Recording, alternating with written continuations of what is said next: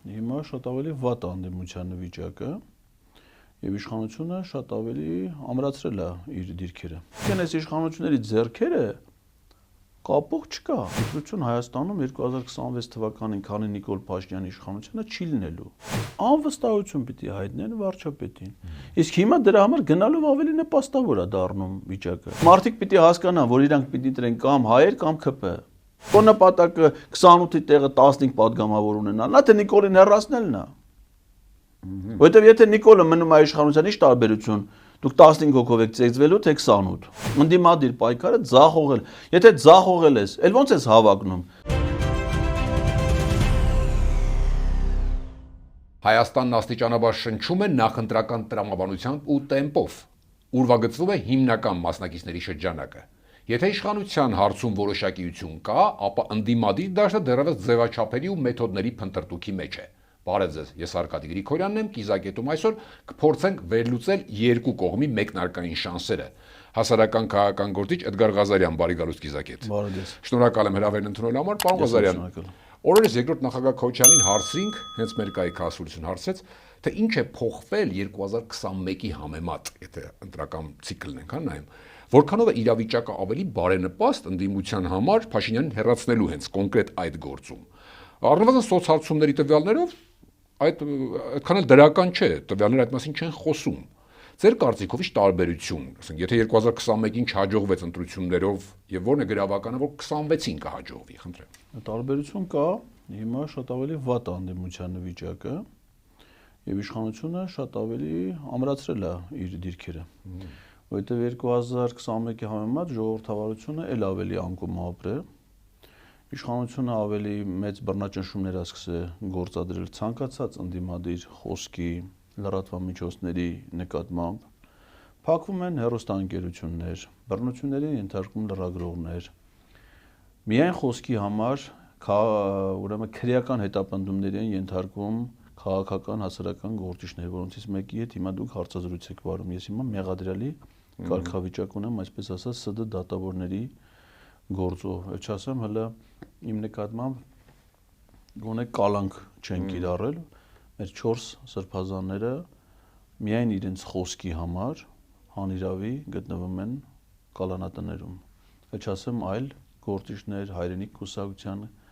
գլխավոր քարտուղար Խաչիկը Գալստյանը,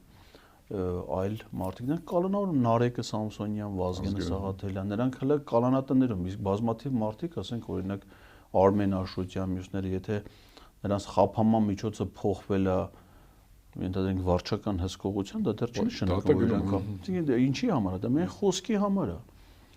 Իշխանության ֆինանսական ռեսուրսները շատ ավելի ամրապնդվել են, նոր մեքենայություններ են կիրառվում, չէ՞, օրինակ ասենք այս պարգևավճարների, այս պետք պարգևավճարը ինչ է, դա կուսակցության լրացուցիչ ֆինանսավորումն է բյուջեով չնախատեսված։ Հիշեք, Փաշինյանն ասում էր, չէ՞, որ իրաց կուսակցության ցուցակում ընդգրկվելու համար գլխագին գոյություն ունի։ Գլուխը 500,000 դրամ, եթե կուսակցական ես, 1.5 միլիոն դրամ, եթե անկուսակցական ես։ Հիմա ինչ են անում, իրենց падգամավորներին, նախարարներին փող են տալի, որպես տանեն կուսակցության մուծեն։ Այսինքն քաղաքացիական պայմանագիր կուսակցությունը պետբյուջեից ստանում է լրացուցիչ ֆինանսավորում, քան որ օրենքով սահմանված ու նախատեսված է։ Ես այն ամենապարզ մեքենայություններից է։ Իրենց ֆինանսապես դիրքերը ամրապնդված է, դիկտատուրան ամրապնդված է եւ բոլոր այն կազմակերպությունները, կառույցները, որոնք որ պետք է այդ ամենի նկատմամբ երկարաժամկետ դիտորդական առաքելություն իրականացնեն, մոնիտորինգ իրականացնեն, գնահատականներ տան, նկատվում եմ Եվրոպայի խորհուրդ, խորհրդարանական վեհաժողով, ԵԱՀԿ, ԺՄԻԿ, նրանք բարձրամա դարձել են այս իշխանությունների հովանավորը ֆինանսապես։ Քաղաքական հովանավորությունից բացի նաև պատրաստ են ստանձնելու ֆինանսական հովանավորությունը։ Այսինքն այս իշխանությունների ձեռքերը կապող չկա։ Իսկ այս ամեն ինչը հաշվի առնելով, ինչ որ նշեցիք, եթե մարտավարական դիրքերն են գնահատում կողմերի, իշխանության շանսերը ավելի մեծ են ընտրություններով վերարտադրվելու, ճիշտ հասկացա՞մ, կամ հակառակ ավելի փոքրացել են։ Եթե այդ process-ը անվանենք ընտրություն Հայաստանում 2026 թվականին, քանի Նիկոլ Փաշինյանի իշխանությունը չի լինելու։ Կարա լինի, ասենք, հայտարարվի ընտրություն, ակի մի հատ միջոցառում, որ դրա անվան տակ իրականացվի իշխանազավթումը։ Հիմա ընդհանրենք Ադրբեջանը, որ ընտրության օր է հայտարարում, դա կոչվում ընտրություն, չէ։ Տեխնացուներ են առաջադրվում, օրա սահմանվում, հանձնաժողովներ են ստեղծում, քվեաթերթիկ է տպվում, մարդիկ այդում են քվեարկության, Ալիևն էլ իր ընտանիքի հետ, չէ, այդում են։ Բայց դա խնդրություն չի։ Այսինքն այդ ընտրության արդյունքում ով է մնում իշխանության։ Ու դա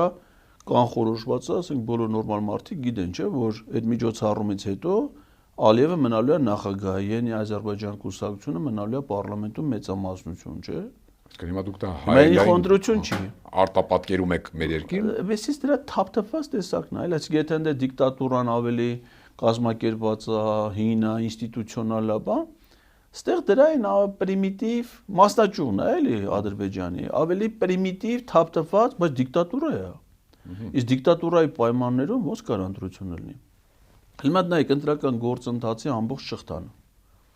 Հեռուստատե քարոզչական իմաստով, չէ։ Հանրային հեռուստաընկերությունը եւ մյուս լրատվամիջոցները, որոնք դաշտի հիմնական դերակատարներն են, վերցրել են մյուս հեռուստաընկերությունները, որոնք ընդդիմադիր կոնտենտի հետ կապ ունեն, եթերի ձգվել են։ Հայկական երկրորդ հեռուստաալիք, Երկիր մեդիա հեռուստաընկերություն, Շողակաթ անգամ, որը իր բնույթով մշակութային կրոնական կոնտենտ ունեցող, բայց իշխանությունից տարբերվող կարծիքով հեռուստատեսությունը դա էլ է փակվել։ Գալիս ենք ընտրությունների բուն գործընթացի կազմակերպում։ Դե որոշում կայացնողն ով է։ Կենտրոնական ընտրական հանձնաժողովը։ Դրա ղեկավարը Նիկոլ Փաշինյանի օգնականն է եղել, Վահագն Հովակիմյանը, երբ որ Նիկոլ Փաշինյանը падգամավոր է եղել, հետո եղել է ինքն է եղել падգամավոր, երբ որ Փաշինյանը վարչապետ է եղել։ Հայկական ժամանակ օրաթերթի աշխատակից է եղել, լրագրող ասել եմ մի քիչ շատ է, էլ իր համար։ Ընդ Պերաշկի առը, Խաչապուրի առը, բան։ Հիմա այդ մարդը կենտրոնական ընտրական հանձնաժողովի նախագահն ու հանձնաժողովի կազմը ՔՊ-ի կողմից է առաջադրված, ընտրված։ Հիմա կենտրոնական ընտրական հանձնաժողովի գործունեությունը ինչի հիման վրա պիտի լինի, ընտրական օրենսգրքի։ Այս ամսվա մեջ հունվարին երկու ընթերցումով շտաբ կարգով ընտրական օրենսգրքում միայն քաղաքացիական պայմանագիր խմբակցության որոշմամբ ընտրական օրենսգրքում փոփոխություն Սահմանադրական օրենքը է։ Այն դիտորդների մասին։ Այո, ինչի՞ համար, որովհետև աղա շաբաթ ընտրություններում տեսան, որ Դանիել Լեոնիսյանից բացի կարայուշ մեկն էլ դիտորդը լինի, նաև Գյումրի ընտրություններում, որը տալիս է օբյեկտիվ պատկերը, քան պիտի տա Դանիել Լեոնիսյանը։ Դանիել Լեոնիսյանի պահանջով ըստ էության, որովհետև ինքը որ հարցազրույցեր էր տալի Ֆակտոր TV եւ հասկացավ, որ նախաձեռնության իրական հեղինակը ինքն է։ Այդ տրամաբանական հարց կծագի դիտողի։ Այսինքն օրենսդիրը իրանց ուզած օրենքները ընդունում տալիս է իրանց ստեղծած կենտրոնական ընտրական հանձնաժողովի, նա կայացնում է ցանկացած իր համար նպաստավոր որոշումը, որը պիտի ուր բողոքարկես։ Վերջնական արդյունքների վերաբերյալ կայի որոշումը սահմանադրական դատարան, մյուս որոշումները մյուս դատարաններ։ Բայց դատարանները ԲԴԽ-ի նախագահը գնում է մասնակցում է կառավարությունում խորհրդակցությունների։ Ոչ թե արարողակարգային միջոցառման, արդարադատության, օրվա, չգիտեմ, վարչապետի մոտ խորհրդակցություն, այդ ինստիտուտը գործադիր իշխանությունում, բանը հանձնարարություն տան դրան, նա ներկա է դրան, այսինքն ինքը իր ընկալումներում, այլևս ինքը իրան համարում է գործադիր իշխանության աշխատող, հակառակ դեպքում ինչքան էլ որ իրան զանգեն, ասենք ես տեսել եմ նաև, ասենք Հրարի Թովմասյանը երբ որ ՍԴ նախագահ էր, անգամ եթե հրավիրում էին Հրարի Թովմասյանին կառավարությունը, չէր գնում։ Որտեւ կառավարությունը ինքը սահմանադրական դատարան դիմող սուբյեկտ է։ Պարոն Ղազարյան, հիմա ձեր այդ նկարագրածից մի տեսակ դատապարտատության զգացում կարող է առաջանալ հասարակության ընդդիմադիր զանգվածի մոտ։ Այս պարագայում ինչ անի ընդդիմությունը, եթե դուք հիմա այս նկարագրածով գրեթե բոլոր դռները փակ են, այսինքն ձեր նկարագրածով առավելագույնը ընդդիմություն պետք է դառնա ազգային ժողովում, այսօրվա էլի ընդդիմությունը, որը մասնակցում է ընտրություն։ Ինչ անել։ Գնալ, չգնալ, բան ինչին են այսպես։ Impeachment, բայց այսքան ժամանակ անցած տարվանից չեմ ինձ ճղում առավել եւս 2022 թվականից անվստահություն պիտի հայտնեն վարչապետին։ Իսկ հիմա դրա համար գնալով ավելի նպաստավոր է դառնում վիճակը։ Հələ նայեք այս պայն ազգային ժողովում քանի падգամավոր կա, որ արդեն գիտի, որ ինքը հաջորդ ցուցակի մեջ անգամ չի լինելու։ ԿՊ-ից նկատի։ Այո։ Բայց դրանք անտեր մնացած չի լսվում այդ չկա, հա, ոնց որ ակտիվությունը ձեր ասած Բան չի չկա։ Բան չի չկա։ Բան չի չկա, ինչի չեն այդում։ Եթե ռեալ իշխանափոխության սահմանադրական օրինական հնարավոր տարբերակը դա է։ Ինչի՞ չկա։ Հիմա ասենք օրինակ նախաձեռնությունը փաստացի կա, չէ՞։ 34 падգամավոր Դավիթ Ամբարձումյանի վարչապետի ստորագրել են։ Հələ մի հատ նայեք իրանց ստորագրելու օրվանից հետո իրանց գործունեությունը։ Ասենք երեկվա գործունեությունը նայեք 10 օր առաջվա։ Դա падգամավորի գործունեությունն է, որ իմպիչմենտ է նախաձեռնել։ Ես դες բան չեմ զգում։ Ստորագրել են, ֆորմալ կողմը ապահովել են, դրել են մի կողմ։ Նիկոլ Փաշինյանը հիմա պայքարում է կաթողիկոսի հրաժարականի համար։ Այդպես ոնց է պայքարում։ Կիրակի կա որ նա ինչ-որ մի եկեղեցի չեթա, ինչ-որ մի հատ նոր հոգևորականի տիրադավ չդարձնի, էս չանի, ինչ։ Առավոտից մենակ դրանով ասում, պետական սաղ գործերը թողած։ Ինչու քննչական կոմիտե եպիսկոպոսները, այսինքն մարդ համակարգված է աշխատում իշխանությունը փաստացի։ Ինքը հիմա ուրիշ ոչ մի բանի մասին չի մտածում։ Ասենք նպատակա դրե, հիմա դրա գործունեությունը որ նայում ես, այդ թմբուկ նվագելն է մեկ էլ է դա։ Ինքը հիմա ուրիշ պետական ոչ մի գործով չի զբաղվում։ Կենտրոնացել է դրա վրա, նպատակա դրե, չէ։ Հիմա կհասնի հաջող հուսով չի հասնի։ Բայց էտա չէ նպատակա չէ դրե։ Որը նպատակ էր դրե Հրայր Թովմասյանի ՍԴ նախագահի պաշտոնից հեռ։ Նա ուրիշ որևէ բանի մասին մտածում էր, քան սահմանադրական հանրաքվեն նախաձեռնեցին, հետո տեսան կոവിഡ് բանը չի անցնելու, կոവിഡ് պատճառ համարեցին, չեղարկեցին անցան ազգային ժողով, չէ։ Արեցին ի վերջո հասավ, չէ։ Ինչ է ակնարկում։ Հիմա ասեք դե պատկերացնում ես ի սկզբանե ինքը մտածեր Այնց ոնց որ հիմա մտածում են շատ ընդդիմադիրներ իմպիչմենտ, որ դա հնարավոր չի չլող բան, չէ՞, ի սկզբանե պիտի ասել, դա չլող բան է, Սահմանադրական դատանի նախագահ առանձին իշխանությունը սահմանադրությամբ երաշխավորված ընտրվել է, նախ դա չի կարելի ապօրինություն է, դա հանցանք է, սահմանադրական կարգի տապալում է, սահմանադրական դատանում իշխանությունը զավթել է հանցանքի տեսակ է, ես որպես վարչապետ իրավունք չունեմ դա անելու, ոնց պիտի անեմ, հնարավոր ՍԴ-ի դատավորները սաղ իրար հետ նորմալ ամեն մեկ անկախ մարդիկ են ինքնավար պաշտոններ են զբաղեցնում, հնարավոր չի, ու հետ քաշվեր, բայց հետա քաշվեր։ Հələ պատկերացրեք հիմա ասենք նույնը ինչ որ Էշմիածնի դեմ անում հայ առաքելական եկեղեցի։ Դա ասեր 1700 տարվա եկեղեցի է, սրբազանները 1000 կապերով իրար հետ կապված վեհապարն է նրանց օծել, նրանց ներքին փոխհարաբերությունները, ես որպես վարչապետ իրավունք չունեմ։ Ես ո՞նց կարամ կաթողիկոսի դեմ սրբազան հանեմ։ Չէ՞։ Առնվազն 10 հոգու հանելա։ Բա մենք ինչի՞ չենք մտածում որ ՔՊ-ի ինչ որ падգամավոր կարանք անենք Նիկոլ Փաշինյանի դեմ, նրա հետ բացատրական աշխատանք տանենք։ Պարոն Ղազարյան, բան եք ակնարկում, տեսեք, արդյոք ակնարկում եք, որ դուք այսպես ձևակերպեմ, առնվազն համոզված չեք, որ ընդդիմությունը, ով որն ուզում է մասնակցել ընտրության կամ դրա գոնե մի մասը, կամ ընդդիմությունն ամբողջությամբ, նպատակը իրականում Փաշինյանին հեռացնելը չէ։ Տեսեք, դուք ասում եք, որ նա համակարգված խնդիրը դնում է, գնում է առաջ։ Միգուցե դա իր նպատակն է, բայց իրենք կարողություն չունեն դա անելու։ Իսկ եթե իրենք դա կարողությունը չունեն անելու, դե քայլեր չեն անում, կարողությունը։ Դե կարող է հաշվում են, որ իրենց կարողությունները թույլ է չեն անում։ Էլ իրենք ինչին են պետք։ Ընտրություններով դա հնարավոր չէ։ Ասում են ընտրություններով ենք հեռացնելու։ Ընտրություններով, եթե պիտի ընտրություններով դա լինի, եւ կարծում եմ դա մի դեպքում է հնարավոր։ Եթե իրենք համախմբված մեկ ամբողջություն լինեն։ Մեկ բլոկ։ Այո։ Որտեղ ասում են 3-4 բլոկ։ Դե 3-4 բլոկ տեսանք վաղ շաբաթի ընտրությունները ինչ արդյունք տվեց։ ԿՊ-ն ընտրվավ։ Այսինքն երբ որ 3-4 ես լնում, այդ ընդդիմադիր տրամադրությունների քվեները փոշիացնում ես։ Հա, անգամ դա է շատ։ Հա, իհարկե։ Ես կարծում եմ, որ երկուսից ավելի, երկուսն էլ ինչի համար, որ ապահովագրելու համար իշխանության գործողություն, այդ կենտրոնական ընտրական հանձնաժողովը ցանկացած պահի կարա մեկի տեխնացությունը վերջի պահին, ասենք քվեաթերթիկները տպած, ասի գրանցումը չեղարկի, չէ՞, ոնց որ Մոլդովայում են արել։ Հիմա անդադ Մոլդովայի օրինակ են բերում, ոնց որ այդ են արել։ Որ գոնե ասենք մի հատ այլընտրանքային ընդդիմադիր քաղաքական ուժ էլի, որ սա ժողովրդին ասենք, սրան անել է, սա ձեզայներ տվեք դրան։ Բայց մարդիկ պիտի հասկանան, որ իրանք պիտի տրեն կամ հայեր կամ ԿՊ։ Երբ որ մեր ժողովրդին հնարավորություն է տրվում ընտրել հայեր կամ ԿՊ, տեղական ընտրությունները ցույց են տվել, որ ընտրում են հայերին։ Տեսեք, ասենք 2021 թվին Մասիսի քաղաքավականու ընտրություններ, չէ՞, Դավիթներ Համբարձումյան եւ ԿՊ, ով է հաղթել։ Դավիթ առաջի փուլով։ Վալոդիա Գրիգորյան բարակարում, որին սպանեցին։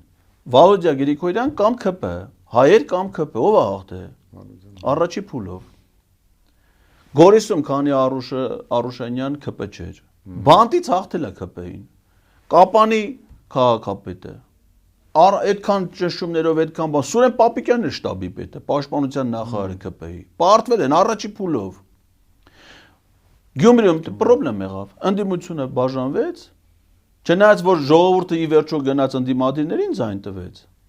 Բայց նստած ամիսներով իրար երես ենք նայում, տենակ կմիանան, չեն միանա, քաղաքապետ կընտրեն, չեն ընտրի։ Իսկ եթե մի բլոկով գնան, վաղաշաբաթում ինչի պարտվեց ընդդիմությունը։ ԿՊ-ն 48% չէ ձայնը, այսինքն 50-ից պակաս է հավաքի։ Այդ նշանակում է, եթե անգամ այդքան ընտրակեղծիքներով, վարչական ռեսուրսով, այդ ամեն ինչով հանդերձ, իտո 50 չեն հավաքի, չէ։ Հիմա նշանակում է, եթե ընդդիմադիրները մի բլոկ լնեին, 52% էին, չէ՞ լնում, հաղթում էին։ Հիմա էլ պիտի ստեղել է տանը, եթե իրանց ամբիցիաներով, բանով, ցած փորձեն, տեսեք, փաստ ունեն, 21 թիվ, 21 թվին մասնակցել է 25 քաղաքական ուժ, ռեկորդ Հայաստանի պատմության մեջ նվազագույն շեմը քանից նա հաղթարել, 2, որից մեկը ԿՊ-ն։ Այսինքն մյուսները փոշիացնում են, հիմա օրինակ ասենք ես, չէ, ես ունեմ ընդդիմադիր հայացքներ։ Ես հաստատ Նիկոլ չեմ ընտրել, մեր հասարակության մեծամասնությունը հաստատ Նիկոլ չի ընտրելու, չէ, բայց այդ առաջադրված, եթե առաջադրվի ենթադրենք դեր ասած 4 ուժ, 5 ուժ, դրանցից մեկին ես կարամ ընտրեմ, չէ, խո 4-ին չեմ կարող ընտրեմ։ Այսինքն ես այդ մեկին կտրեմ, դուք են մեկին կտրեք, մեկի փոշյանա մեր ձայները, կարողանանք շեմներ չհաղթարեն, ինչ որ շեմը չեն հաղթարում, մեր քվեները հետո դառնա ԿՊ-ի ձայն։ Նիկոլ Փաշինյանը 21 թվին ընտրական իրավունք ունեցող քաղաքացին ընդամենը 23%-ի ձայնն հավաքի ԿՊ-ն։ 23%-ով սահմանադրական մեծամասնություն են պարլամենտում։ Դա են փոշիացման հետևանքներն է։ Հիմա ասենք, եթե դու քաղաքական գործիչ ես, քաղաքական դրա կարևոր հատկանիշներից մեկը ինչ է, դա օբյեկտիվ գնահատել իրողությունը եւ դրա հետ կապված որոշում կայացնես, չէ՞։ Այսինքն, եթե դու իրավիճակը գնահատելու կարողություն չունես ու դրա հիման վրա չես կարող որոշել, դու ո՞նց ես հավակնում ես երկիրը ղեկավար, դա ղեկավարում է, էլի։ Այսինքն այդ երկու գոնե առանցքը դուք տեսնում եք, երկու ուժ, որի շուրջ գնան են փոքրերը, ենթադրենք լավագույն սցենարով միավորվեն։ Դա ոչ թե պիտի գնան ինչ-որ մեկի շուրջ, այլ բոլորը միասին պիտի ստեղծեն մեկ ուժ։ Մեկ այսինքն ոչ թե պետքա մենք գնանք համախմբվենք Ռոբերտ Քոչարյանի շուրջ կամ Սամվել Կարապետյանի շուրջ։ Ով ասում որ իրանք առանցք են, ինչի են առանցք։ Որտեղ է որ իրանք առանցք են։ Ամեն մեկը ունի իր չափով որոշակի հեղինակություն, կշիռ, ազդեցություն, հարգանք, չէ՞, դիմադը։ Բայց առանձին վերցրած որևէ մեկ այդ հաջողությանը չի։ Հիմա ասենք թե տեսեք Քոչարյանին, որ դուք հարց եք տվել։ 21 թվից մինչև հիմա։ Եթե 21 թվին ինքը չի կարացել հաղթել, որ ամբողջ գրեթե մեծ մասը իրան էին աջակցում այդ ռադիկալ ընդդիմադիր հայացքն։ Եթե այդ ժամանակ ինքը ստացել է ընդամենը 28-29% քվե։ Ունեցել է 29 պատգամավոր, մեկն էլ նորմատիվային կորուստ Գեղամ Նազարյանը։ Հիմա ինչի պիտի ինքը 50 հավաքի, կարաս, ես օրինակ չեմ կարող հասկանամ, ինչ պիտի լինի որ 50-ը։ Նշանակում է չես հավաքելու, չէ, ավելի քիչ ես հավաքել։ Բայց եթե ավելի քիչ ես հավաքելու, քո նպատակը 28-ի տեղը 15 պատգամավոր ունենալն է, թե Նիկոլին հեռացնելն է։ Որովհետև եթե Նիկոլը մնում է իշխանության, ի՞նչ տարբերություն, դուք 15 հոգով եք ծեծվելու, թե 28։ Ձեր 15-ի դեմ են քրեական գործեր հարուցելու, թե 28-ի։ Նպատակը պետք է լինի Նիկոլին իշխանությունից հեռացնելը, չէ՞։ Պարոն Ղազարյան, ոնց որոշեն այդ քանի մեջից ով է առաջին, այդ մեկ ուժ դարձավ, ով է լինելու առաջին։ Վիճակահանությամբ թող որոշեն, ոնց ուզում թող նստեն քննարկումներով որոշեն։ Հիմա ասենք թե ինչն է կարևոր։ Ի վերջո կառավարությունը դա կոլեգիալ մարմին է, չէ՞։ Վարչապետը կառավարության անդամ է, ճիշտ այնպես, ինչպես արտաքին գործերի նախարարը։ Մի ձև են, մի ձայն ունեն քվեարկել։ Ուղղակի վարչապետը ղեկավարում է կառավարության գործ։ Հիմա պարտադիր է բոլորն լեն վարչապետ։ Այդ հսկա գործադիր իշխանության մեջ ազգային ժողովը հնարավոր չի բոլորի կարողությունները ըստ իրենց արժանինքների օգտագործել։ Ասենք հնարավոր չի որ մեկը լի հանրապետության նախագահ, մեկը լի ազգային ժողովի նախագահ, մեկը լի ինչ տարբերություն կառավարության, եթե դու կառավարության անդամ ես, արդարադատության նախարարն ես, այդ ոլորտի քաղաքական պատասխանատվությունը դու ես, պարտադիր պիտի վարչապետ լինես։ Հիմա ասենք թե բոլոր այդ քաղաքական ուժերը ովքեր ամեն մեկը նաև որոշակի իր փորձառությամբ իր բանով, օրինակ Ռոբերտ Քոչարյանն ասում է ես բանա, պատգամավոր չեմ լինի։ Այսինքն ոչ չես լինի, ինչի չես լինի։ Ինչի։ Որովհետև։ Ինչ որովհետև։ Մի տեղում ասած ամենալավը ես կարող եմ երկիրը վերահսկել։ Դա ասենք սեփական ինքնագնահատական է, որը պետք է հասկանալ ինչքանով է հիմնավորված։ Այսինքն եթե դու նույնիսկ մի պաշտոնավարման շրջան լավ ես պաշտպանում, ինքը լավ նախագահ է եղել, ես կարծում եմ, որ ինքը հաջողել է իր պաշտոնավարման շրջան։ Դա ხო չի նշանակի, որ դու ուրիշ ժամանակաշրջանում, ուրիշ իրողությունների պայմաններում եք կարած դու լինես։ Այս ինչ է, ընթացքում հասարակության մեջ նոր մարդ չի ձևավորվելու։ Եթե ասենք մարդը մի անգամ մի պաշտոն զբաղեցել է, ხო չի նշանակի այդ պաշտոնին նորից զբաղեցնի կամ հիմա ենթադրենք, եթե ես բանը կառավարման ֆակուլտետի դեկան եմ եղել, ուրեմն այդ ֆակուլտետում չեմ կարա դասախոս լինեմ։ Պետք է մենակ դեկան լինեմ։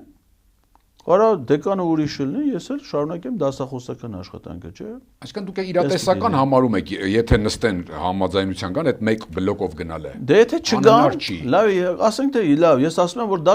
հնարավոր ինչ-որ տեսական շանս է, այնտեղ ինչի համար, որովհետև երբ որ ընդդիմադիր ուժերը համախմբվում են, համ ձայները չի փոշի անում, համ հասարակության մեջ է ոգևորություն, ասում եմ, մարդիկ միավորվել են, շանս կա, հնարավորություն կա, մենք էլ այն մարդիկ, ովքեր չեզոք, հետո շատ հասարակության մեջ մարդիկ կան, չէ՞, փոփոխության են սպասում։ Դեռ մենք ծանրությունը որ դա թեքում միանգամից դրանք մեծան, այսինքն այդ մթնոլորտը ստեղծելու համար այդ դաշինքը, այդ բլոկը պետքա ստեղծվի։ Հիմա կարան չստեղծեն, հիմա առանձին կուս իրանց իրավունքն է, չէ՞, գնա մասն, եթե գնացեք։ 1% քաղաքեք,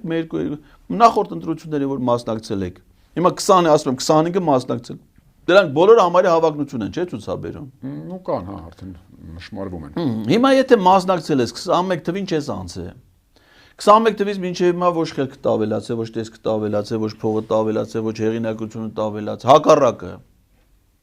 Ավելի վարկաբեր, այնինքն չի պիտի դուք։ Օրինակ ես 21 թվին այս ընդդիմադիր խորհրդան անցած ուժերին ընտրել եմ։ Հիմա ես կարծում եմ, որ նրանցից ոչ մեկը պիտի պարլամենտում չլինի, որովհետև այս 5 տարվա ընթացքում իրանք դրսևորել են խիստ անարդյունավետություն։ Այդպես ընդդիմադիր падգամավոր է ալնում։ Այդպես աշխատանք ալնում, որ իրանք են արել 5 տարվա, ձախողել են։ Ընդդիմադիր պայքարը ձախողել։ Եթե ձախողել ես, ել ո՞նց ես հավակնում։ Ձախողել ես, պիտի քաշվես, այսինքն մեկը նշանակում է ընկերության ղեկավար, չէ՞, չի ստազ, ինչ են անում։ Հանում են, ուրիշին է նշանակում։ Հիմա եթե դու ձախողել ես, ամբիցիաներ չպիտի ունենաս, ղեկավարելու, քննարկես նա լավ անում, վատ, դու արդեն պրավալն ես։ Դու հանգիստ պիտի նստես, սպասես, քեզ ընդամենը մի գործ տան, որ գլուխդ պահես, յոլա եթաս։ Հիմա իրանք ձախողել են այս ժամանակահատվածում։ Հետևաբար այդ ամբիցիա նույնը Քոչարյանը այս 5 տարվա ընթացքում իր Հայաստան դաշինքով ձախողել է ընդդիմադին, ձախողել է ոչ թե իմ գնահատականներով, այլ իր արժև դրված նպատակները ինքը չի կարացել իր պատիվ ունեմ խմբակցությունը ձախողել է։ Այդ չեմ ասում ներքին պարակտումները։ Իրանք գնացել են, որ Նիկոլ Փաշինյանին անվստահություն հայտնել 10 պատգամավոր մենակ պատիվ բանից է, Հայաստան խմբակցությունից է մանդատը վայր դրել, մեկը պատիվ ունեմից։ Εμուսները չես հասկանում, չի չեն դրել։ Վերջում Պողազյան ներքին լրիվ հասկացանք մի հարց էլ, արդյոք արտաքին ազդեցությունը դեր խաղալու է այս ընտրություններում։ Օրինակ իշխանությունը անընդհատ խոսում է մի կողմից Մոսկվայից հիբրիդային սպառնալիքի մասին, մյուս կողմից բայց կամուրջները չի այրում, տեսեք, մնում է բոլոր կառույցներում։ Ինչ կասեք։ Նախ այդ հիբրիդային այդ ցնդաբանություն, ասենք, պատերազմը։ Հիբրիդային պատերազմը այն է, երբ որ մարտական գործողությունների հետ միասին իրականացվում է տեղեկատվական հարձակում։ Այսինքն Ռուսաստանը հիմա Հայաստանի դեմ պատերազմում է ու պատերազմի հետ միասին գործադրում է տեղեկատվական։ Այսինքն այդպես հիմարություն ոնց կարելի ասել։ Կամ ասում են Հայաստանում մարդիկ ռուսական հեռուստաալիքներ են նայում, ռուսական հեռուստաալիքներն էլ ունեն քաղաքական,